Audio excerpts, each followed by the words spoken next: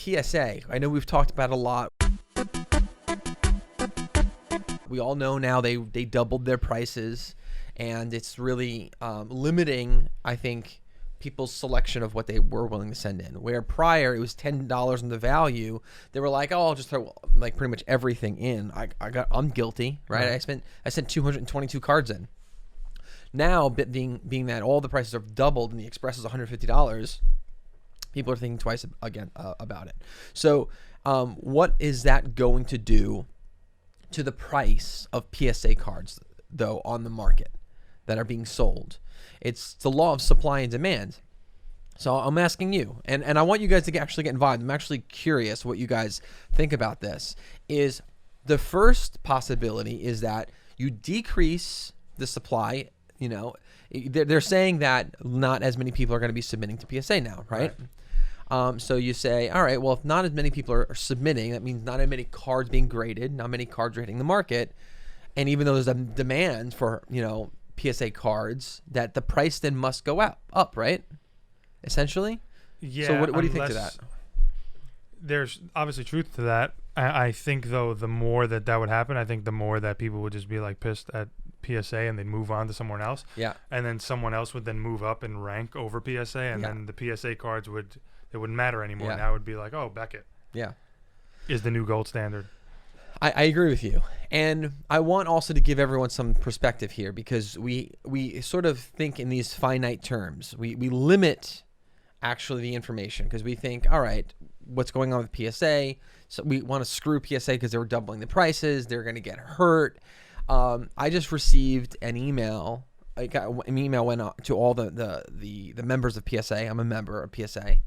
And it was a member from the president. Mm-hmm. And he said that last week they received more cards in that week than last year than that they would receive in 2 months. Wow. So, and that was 500,000 cards last week that they received.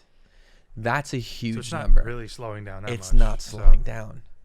So some people are saying, well, this could be the spillover because they just made the correction. Right.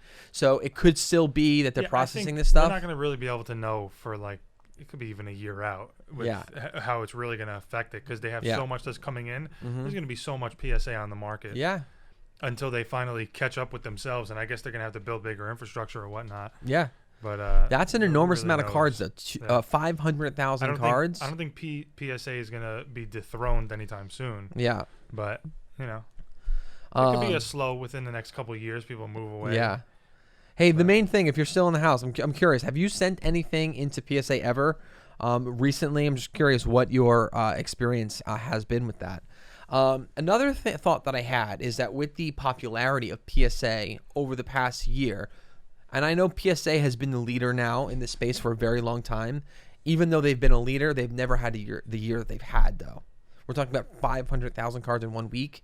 That's more than they had a year ago in 2 months. So here's what I'm curious about. Again, getting back to the law of supply and demand. 500,000 cards were just submitted. That means, and that's in a 1 week, that they're going to be now added to the marketplace. How much demand could there possibly be over the next year to keep up with that pace for graded cards? That's an enormous amount. Now, we're talking about the world. I get it. It's a global market, right? So we're 7 billion people. I get it. I could do math, right? But still, that's an enormous amount. When did they say that was processed from, though? Because they just processed it, but it's not from recent. That is 500,000 cards that came in last week. It came in last week, yes. Or they just now are getting to? In. Because how is it that? No, that just came in. Because I thought they were all backed up. They are backed up. So that's an additional 500,000. So they are still processing the cards. It just takes them forever to send them back out. Oh, forever. Yeah. Okay. They just received last week 500,000 cards. Oh wow. It's crazy. It's nuts. And I know that 2 months ago I was told that they were behind. They were backed up by 5 million cards. Now that they're at a rate of receiving 500,000 a week, forget it. They should just combine themselves with Beckett or someone else who has printing facility and or grading facility. Yeah, exactly. So who knows? Anyway, we'll see how that sort of pans out. The one thing that I'm sort of paying attention to is how is it going to affect pricing? How is it going to affect the investor collector market?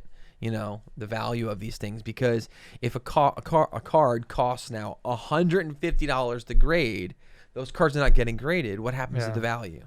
Yeah, I have cards that I was gonna grade. Now I'm not grading them through PSA. Right.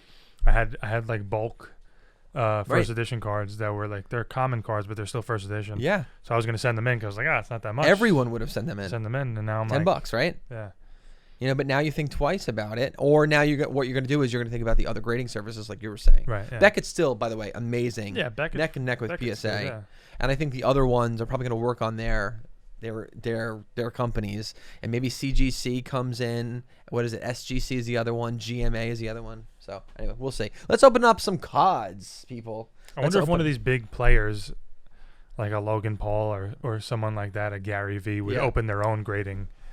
I don't think so. I think there's a lot to it. I think that's really hard. True. That kind of company is going to take a tremendous amount of infrastructure, a lot of marketing, lots of training. I don't see a new company coming out, right, and grabbing any type of market share. I just see that maybe an established company being bought out, maybe consolidation. True. So I'm surprised the Pokemon company doesn't own one. That would make sense to me. Basically giving themselves more money. Yeah, right. Like, you're gonna buy our cards. Yeah. Then you're gonna send them back to us and pay us to grade them for you.